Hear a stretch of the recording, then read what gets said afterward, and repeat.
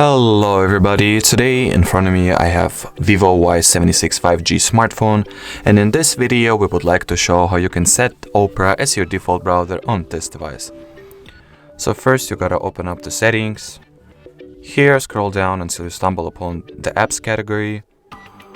At the apps category look for the default apps section, and in the default apps menu choose browser app and select Opera, which will mean that from now on the default browser on your device is Opera. And there is also the second way to do that, directly from the Opera app itself, so let's go ahead and execute this way as well.